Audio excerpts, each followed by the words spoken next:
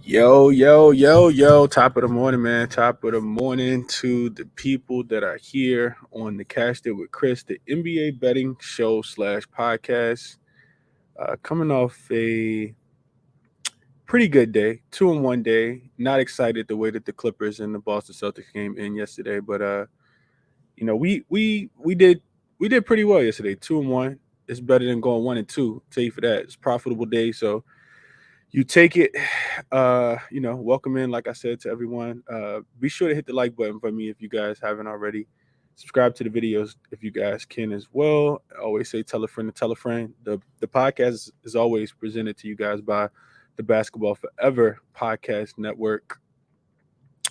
And we got a lot to talk about today. I talked about it a tad bit yesterday on the Crispy Captain NBA show, but we got 5 games on the card today. Difficult games in my estimation as well, but we got 5 of them. So we got a lot to get into.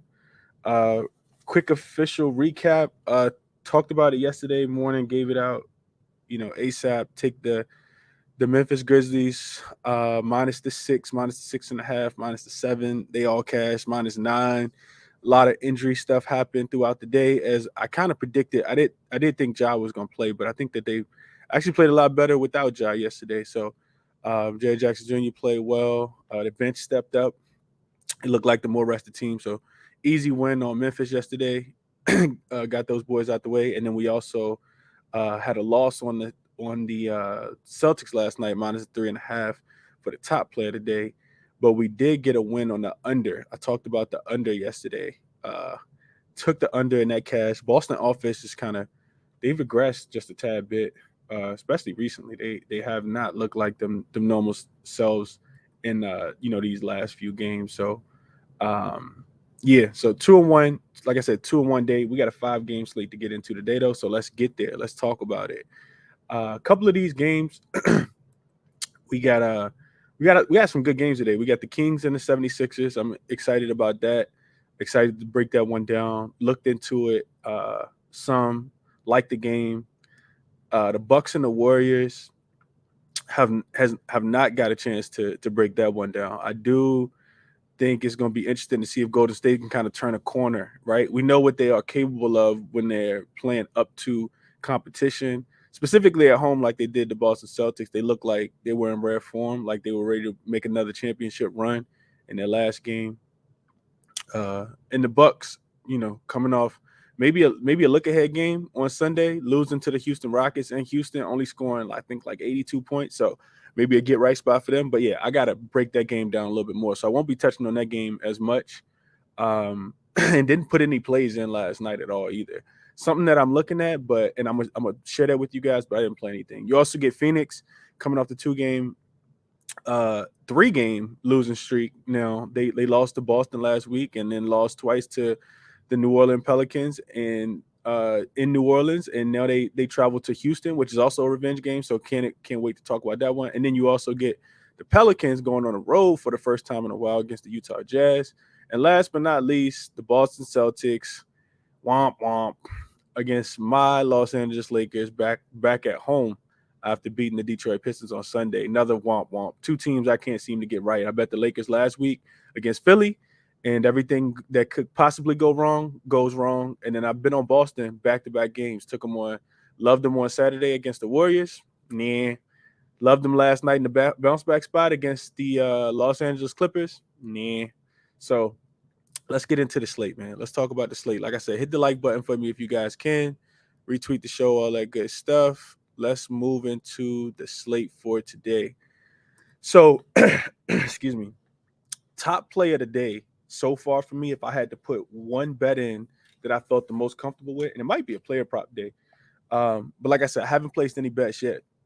The top play of the day so far, though, would be this Sacramento Kings and Philadelphia game. So line opened at 5 in favor of Philadelphia at home as a home favorite, where they are pretty good, right? They're pretty good at home. Um, against the Sacramento Kings coming in on the road. Total in this one opened at 227. It's up to 228. I think I see some 228 and a halves on the board as well. Let me check real quick. So let's see if we got any totals at 228.5. We got a 229 at DraftKings. Got a 229. So that's the way I was looking in this game to kind of attack it. So on the injury front, De'Aaron Fox is listed as questionable. He hasn't played in their last few games, so that's interesting to note. The Philadelphia 76ers don't have anybody of too much concern on that injury report.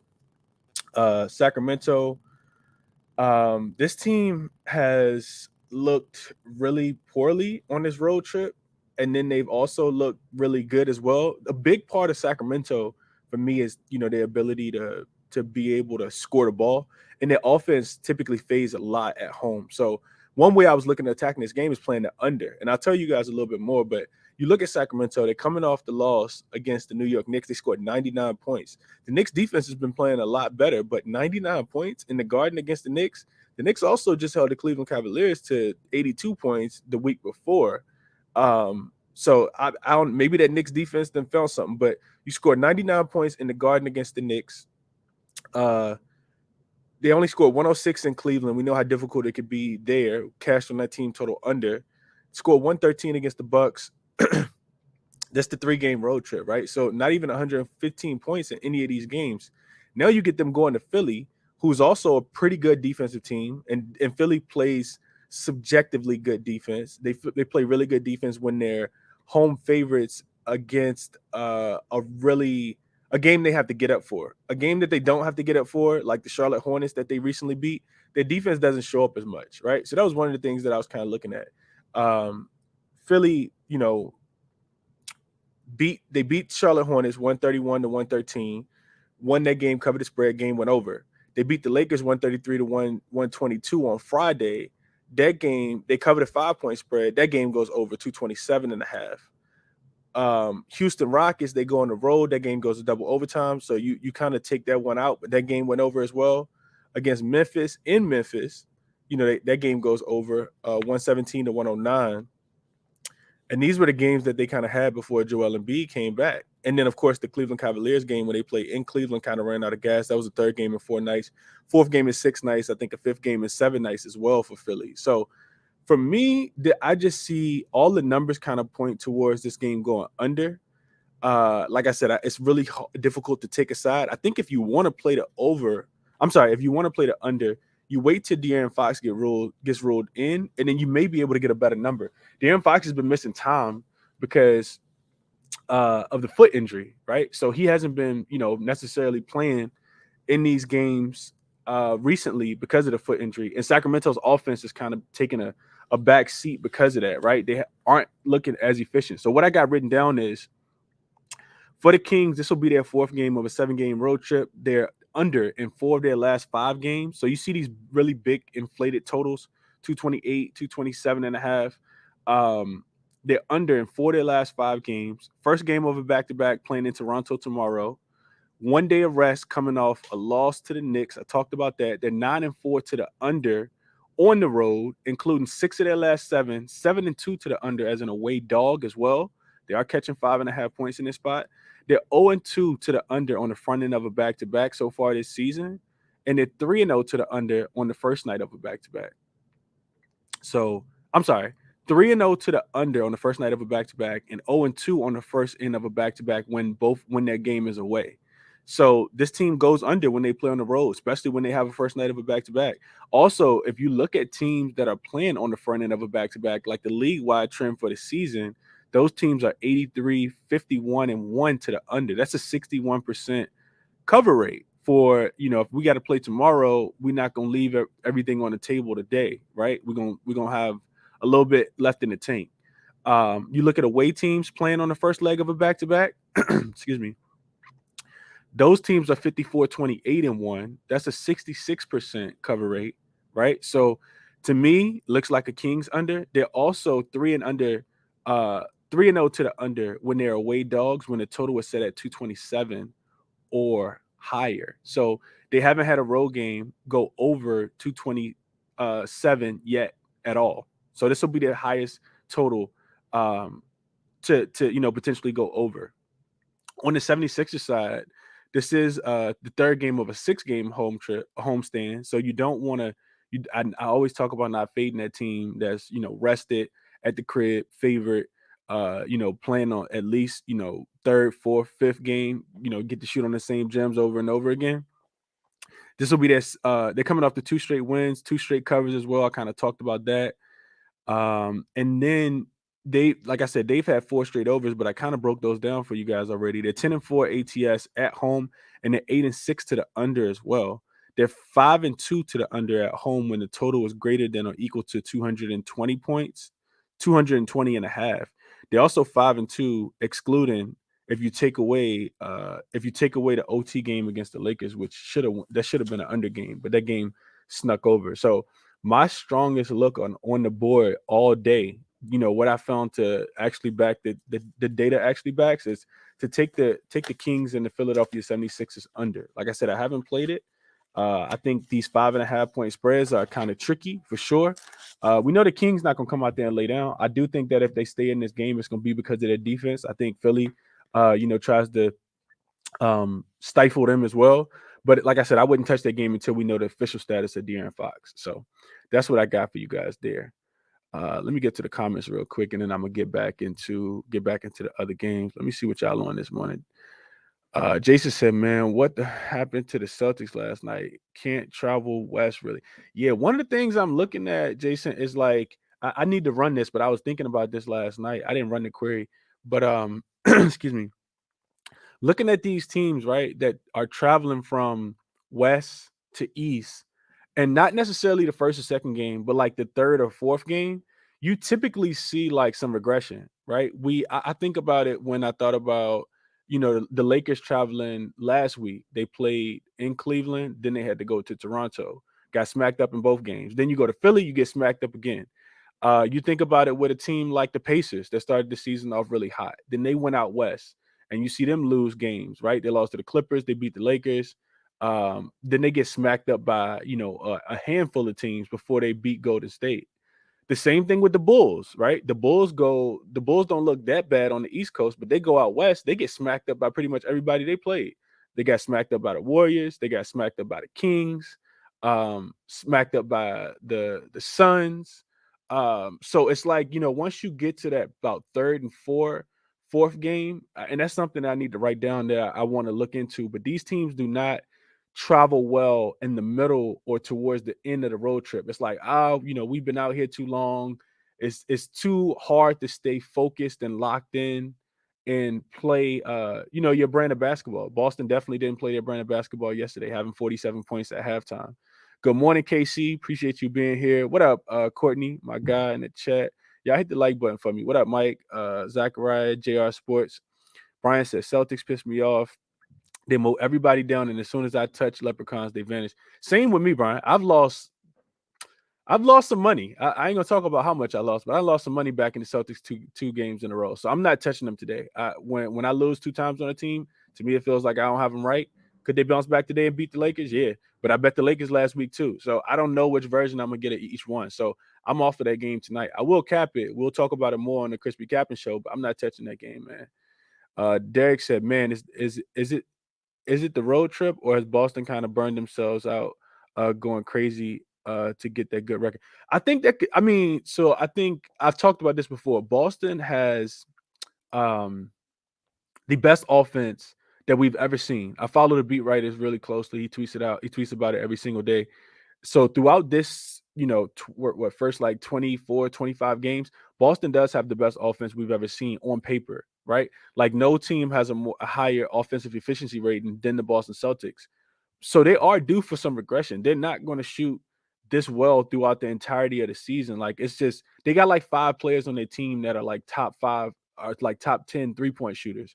When you think about guys like Hauser, when you think about guys like Tatum, when you think about guys like Malcolm Brogdon, right? Like when you think about a guy like Grant Wood, like these guys are shooting astronomically well from the 3-point line, and you're bound to have some regression. I just didn't think it would happen 2 games in a row. And the Golden State Warriors, minus Andrew Wiggins, I didn't think it'd come like that either. But yeah, they have taken a big step back. I do think that they're probably missing Al Horford just a tad bit as well, but this team has taken a step back. Those shots aren't going in, and their defense, which has never been the greatest throughout this season, They're finally missing a guy like like Robert Williams, who they're projected to get back really soon. He'll come in and help a lot on that end. So I do think that, not to veer off too much, but I would agree with that. What's up, LJ? He said, Chris, first quarter, Heat in Memphis, first half, Portland full game. Okay, LJ got some money last night. Derek said, I already took the Celtics versus the Lakers today, but that two bad losses against solid teams. I took Houston +6, no Booker. Let's see. LJ said Rockets turn up at home in the first half, 8-1-1 against the spread at home. So that's where I want to go to next. Let's go to that game. Halliburton killed me last night. Yeah, Halliburton had a point last night. A single point. I'm trying to get to the comments, man. Y'all left a lot. I appreciate y'all for being here, man. Hit the like button for me, like I said, if you guys can. I'm gonna keep going because we are 16. I am 16 minutes in already. So the next game I wanted to talk about. I wanted to talk about that game. Suns and the Rockets, man. This is gonna be an interesting game. I don't know if people have been really paying attention to it, and I see LJ just alluded to it. He in H Town, so I know he paying attention to his team down there. But this Houston Rockets team, man, they're not the greatest team in the world, of course, but they are a lot better at home than they are on the road. A lot better. Like, I got some numbers for you guys. I broke this one down yesterday. So, Suns, this is the third straight home game of a 5-game. I'm sorry, third straight road game of a 5-game road trip, right? So, Devin Booker has already been ruled out. I think that's important to mention as well before we even get started, right? So he had the hamstring injury, got his jersey retired on Saturday, then set out the game against the Pelicans on Sunday after they lost to the Pelicans on Friday too. So this team is they're also another really good team. Just like the Boston Celtics are a really good team in the East, this team is a really good team in the West, kind of going through some changes. I think it's difficult, to have Devin Booker and not have Chris Paul for a certain, amount of time, and then to get both of them back. You get Chris Paul back and you got both, but then you lose Devin Booker. So now they're adjusting to not playing without Devin Booker, right? So, of course, like I said, Devin Booker won't be there. Third straight road game, but they've lost, like I said, 3 games in a row. They lost both of those games to the Pelicans, but then they also lost to Boston, got smacked up to Boston. So 3 straight losses, 3 straight non-covers as well, for this team. They could have covered the other day, but that game went to overtime after Chris Paul hit the game tying shot to force overtime. They've lost 4 in a row and 5 of their last 6, 1-3 against the spread, revenge and losses this season. So I think that's important because the Houston Rockets, this is a revenge game for the Suns. The Houston Rockets went to Phoenix in a game that was the second night of a back-to-back for the Phoenix Suns, and they won that game outright in Phoenix. And this was about 2 weeks ago. This team is also 3-1 to the under when revenge is same season losses. They're just 2-5 against the spread as away favorites this season, and they're 4-2-1 to the under as away favorites as well. So looking at the Houston side, right? And I think that's the most intriguing side. So Houston, I got Houston as 5-0 ATS in their last 5 home games. They're coming off a really, really big win against, the Milwaukee Bucks, a game they won outright, right? Like, won with their actual defense. The Milwaukee Bucks didn't sniff 90 points in that game, which is crazy to think that a Houston Rockets team can shut you down like that. But they also got a really big win against the Philadelphia 76ers last week. That game that went to double overtime, right? Houston, you might want to fade them on the road, but right now you really don't want to fade them at home. They're 1-4 against the spread in their last 5 games following a straight up win. They're averaging 112 points at home, giving up 113 points at home, 6-3-1 against the spread. They're averaging 108 on the road and giving up 117.5. So that's what I was looking for, right? That 5-point difference of we're only allowing 113 points at home, but we're giving up 118 points on the road. And then they also aren't scoring as much. They're scoring 4 more points on the road and giving up 4 less points. So where they typically lose by 11 on the road, this team's only losing by an average of 1 at home. And then, like I said, they've been covering spreads. They've been covering a lot of spreads. Last 2 weeks, this team is rated number 11 defensively at home, and they're plus 5.6 net rating, right? So what I was looking at in this game was I do feel like just you can't just always look at the numbers. You got to look at the actual teams. To me, this feels like a Phoenix game, and it feels like a Phoenix game early. I'm pretty sure they got a really bad taste in their mouth. This is a championship caliber team. I don't think that they're gonna win a championship this year. They need Cam Johnson back. They need a healthy Devin Booker, who's already been ruled out in this one. But this game does, to me, kind of feel like an under game, and it also feels like you take from a matchup perspective, you take Mikal Bridges and you put him on Jalen Green, and you make everybody else try to beat you, right? To me, this feels like a bounce back spot for the Phoenix Suns. That's the only way I would be able to look in this one. I know that the Rockets have been balling at home. I don't know if I'd be interested in taking the full game, but I do think that Phoenix kind of comes out and assert their dominance early. You look at the games, where Phoenix and that, no disrespect to the Rockets, because like I said, they've been balling, but Phoenix has to uh assert their dominance in this game early. They did it against the Pelicans. If you watch the game on Sunday, they were winning at the end of the first quarter in that game. They came out, played a really good brand of basketball, and then third quarter came, they gave up I think 40 points yet again, because that's when their defense typically has a lap. So if I'm looking at a play in this one, I'm probably looking at Phoenix early. I think they cover whatever the first quarter spread is, probably 1.5, maybe even 2. That's where I would look in this one. I think Phoenix early in this one against the Rockets on the road. Looking at the numbers, one of the things, let me see, I think I had it pulled up on my phone. I want to share this with you guys as well. So looking at the Rockets, and it's not necessarily like a trends play. This is more for me like a field play, right? Like Phoenix got to get that bad taste out their mouth. I think they come out and punch early in this one. That's what I'm thinking. Also, I mentioned Rockets, 1-4 against the spread last 5 games following a straight up win. So that's the way I'm looking in this one. Uh, Rockets 5-5, ATS first quarter, last 10 games at home specifically, and then you look at Phoenix on the road. They are, let's see, Phoenix on the road 7-5, right? So 7-5, they typically play well. I'm checking that number just to see how well they play on the first quarter on the road specifically. And to me, it feels like they probably go 8-5 and win the first quarter. So that's why I'd be looking in this one. Pelicans and the Jazz before I get out of here, because I'm already been talking for 22 minutes. I only covered 2 games. This is a game that I haven't completely I haven't completely finished capping, but the Jazz in this one opened at a 1.5 point, 2-point dog. The line has since moved. The Pelicans are getting money, which I couldn't necessarily agree with.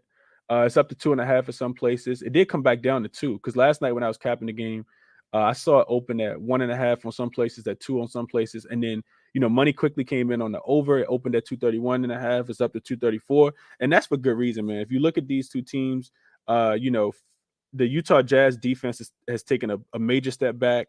They have a defensive rating of 116.5, which is 27th at home over the last 2 weeks. And their offense is rated 11th, specifically at home over the last 2 weeks as well. You look at the Pelicans side, they're rated 5th defensively on the road the last 2 weeks. Taking into consideration who they actually played on the road, like they had some easy games against like the San Antonio Spurs before they got, some of those guys back, and before, while Pop was out. So the Pelicans, they played a lot of games at home recently too. It'll be their first game, for some time on the road. So I'll give you guys my notes before I get out of here on this one. The Pelicans 9-1 straight up, 7-3 against the spread last 10. This team is balling. I think they're the number one team in the Western Conference right now. They're also 6-5 ATS on the road, 4-2 on the road. 4-2 as a home favorite, 4-2 as an away favorite, both straight up and against the spread. They're also 4-2 to the over, right? So on the road, their defense doesn't typically travel as much, and I think that's maybe some of the reason why we see the total shoot up just a tad bit. I already mentioned how bad the Jazz defense is.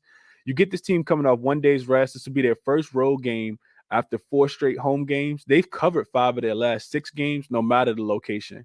Coming off 2 really emotional wins versus their, the rival Suns. And like I said, the last one went to overtime. Ingram is still out, but this team will get Herb Jones back tonight. And like I talked about it, 5th rated defensively on the road last 2 weeks, and 8th rated offensively. Zion Williams just won, offensive player of the week.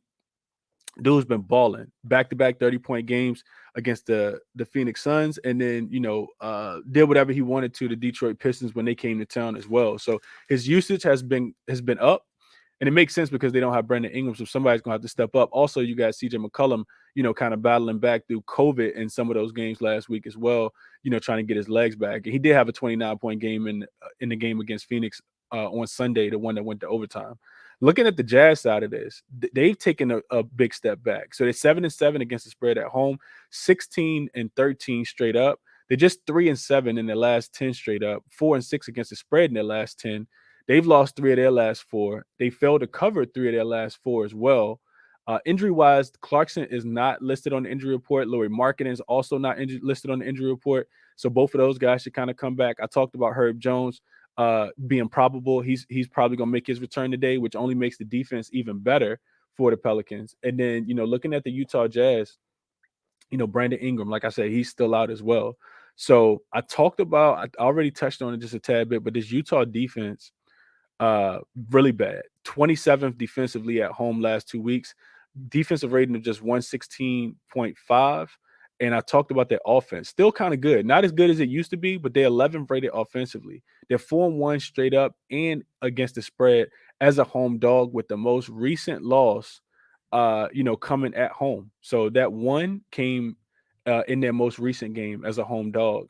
Also, a revenge game for the Pelicans. I was on the Pelicans in the first game this season, and that game, was played in New Orleans. I think it might have been their first home game of the season way back in October, like the 23rd, 24th. They lost to this team 122-121 in overtime. Yeah, it was on October 3rd. I got it written down in my notes. So I would be looking towards the Pelicans in this one, man. I know the Jazz can fill it up, but I think the Pelicans defense travels. And that's the only thing that kind of gives me hesitancy.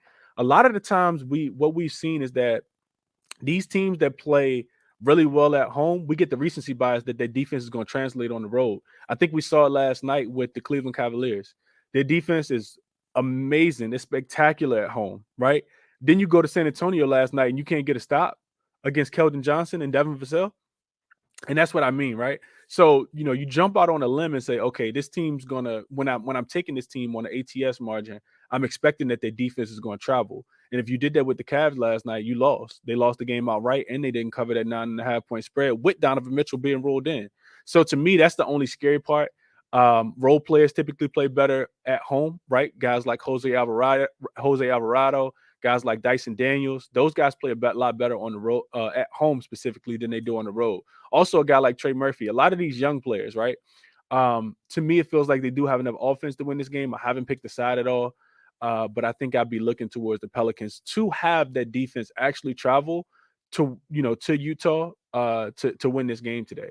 So 3 games in the books, man. Like I said, I'll look at this Lakers and Celtics game, but I'm definitely not betting this one unless I find something really, really strong. Not wanting to back the Lakers after the West Coast trip. Also not wanting to back the Celtics after 2 straight losses. But also not looking to back the Celtics after 2 straight. I'm not looking to fade them or back them after 2 straight losses. They've lost me money 2 times in a row, so I'm off of them. Like I said, the Lakers lost me money the last time I bet on them in Philly. Like the matchup there. So teams that I keep losing on, or I lose 2 times in a row on, I typically put them on the shelf till I get a better feel for them. So not gonna force anything. The Warriors and the Bucks game is gonna be interesting. Bucks 4.5-point favorites at home, coming off the loss to the Rockets. The Warriors going on the road, taking their show on the road after a big emotional win against the Boston Celtics coming in there on Saturday as well. So we'll break those 2 games down. Like I said, 5-game slate today.